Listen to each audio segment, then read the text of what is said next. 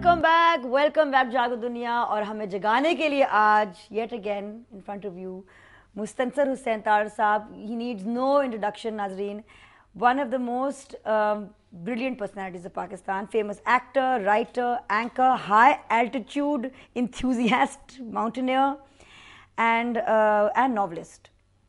अब इतनी बातें हैं कि मेरी रिक्वेस्ट है अनवार, अगर बातें ख़त्म हो जाए ना तो पैकअप के बाद रिकॉर्ड पे चले जाना, क्योंकि this is something that I think नाजरीन आपको फिर 5 o'clock वाले रिपीट में we must hear Mustansar sahab full story. आपकी your books have been the best seller fiction writer books last 15 years माशाल्लाह से। ये लिखने का सफ़र आपका पहले बताइए, ये कहाँ से शुरू हुआ? बेसिकली मैं एक हादसाती अदीब हूँ। मैंने कभी मंसूबा बंदी नहीं की थी कि मैं कभी राइटर बनूंगा या मीडिया पर्सन बनूंगा। इट जस्ट सो हैपेंड, मतलब ये एक चांस है, एक नसीब की बात है। 1958 में आई वाज इन ब्रिटेन, तो ब्रिटेन से एक डेलीगेशन जा रहा था, मॉस्को का यूथ फेस्टिवल था उन दिनों, सोवियत यूनियन माइंड यू, और मैं उसमें शामिल हो गया। आई अप्लाइड फॉर इट, तो I became a member of that delegation.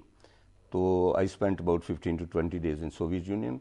और याद रहे नादिया कि उन दिनों इसको आयरन कर्टन कहा जाता था, nobody had ever gone through it, and I was one of the first Pakistani. आपने तो ऐसी झलक देखी उस आयरन कर्टन के पीछे की। तो वो पहले पाकिस्तानी थे हम जो उसके अंदर गए।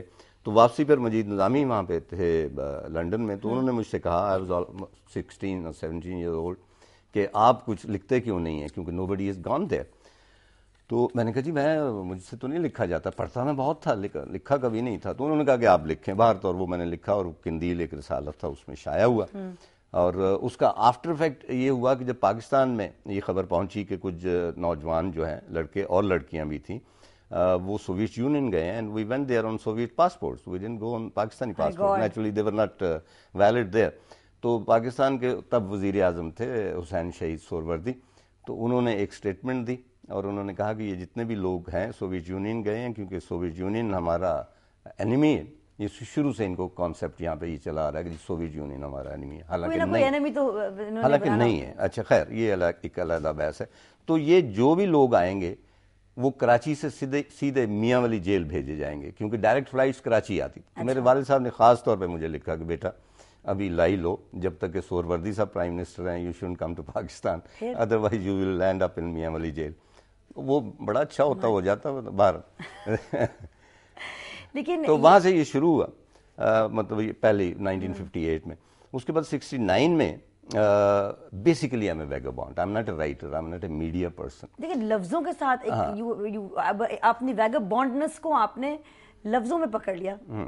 ये कैसे? ये वही है कि किस उम्र में? बचपन से डायरी लिखते थे आप बचपन में कभी? मैं नहीं, नहीं, डायरी तो मैं लिखता रहा हूँ। डायरी तो मैंने पिछले दिनों अपनी डायरियाँ, कोई मेरा ख्याल 40 साल की डायरियाँ, वो जलाई हैं।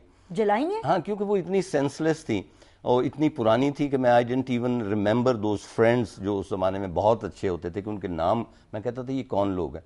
दैट वाज मतलब ये माजी की एक राख थी, उसको दबा दिया।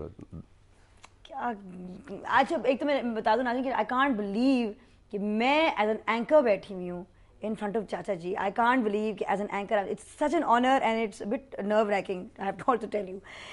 ट्रैवलिंग का शौक और ये जो आपको जो आप वैगाबॉन्डनेस कहते हैं, लेकिन ये दुनिया देखने का और उसको महसूस करने का शौक कैसे और कब से हुआ? Was it one of your parents? Was it? नहीं, ये मेरा ख्याल है कि जीन्स में होता है, कहीं ना कहीं कोई ऐसा जरसूमा होता है जो पलता रहता है, और उसके बाद वो आवारगी आपके रच बस जाती है। और एक मैं और भी अर्ज करता हूँ कि ओवरऑल मसलन इब्न अरबी ने कहा था कि एक दरवेश जो होता है वो जब जंगल में जाता है तो जंगल के जो पत्थर हैं और शजर हैं और बूटे हैं वो उससे हम कलाम होते हैं। चुनांचे एक वैगाबॉन्ड जब जाता है तो माइंड यू कि वो जो माउंटेन्स हैं या जो डेजर्ट्स हैं वो बातें करते हैं उससे। तो वो जो बातें जो मुझसे करते हैं वो मैं सफरनामा में लिख देता हूँ। वाह, हमारे साथ हमारे बहुत ही प्यारे रेगुलर कॉलर लाइन पे हैं मुख्तार साहब लड़काना से। अस्सलाम वालेकुम मुख्तार भाई। जिंदाबाद मेरी बहन। अब अल्हम्दुलिल्लाह, मेरी दुआएं आपके लिए, जनाब इज्जत मुस्तनसर तारड़ के लिए। जो कौम अपने फर्ज का एहसास रखती है उसकी नजर में कौम का हर फर्ज अजीज होता है। जो सीनियर फनकार से सीनियर फनकार का एहतराम होता है।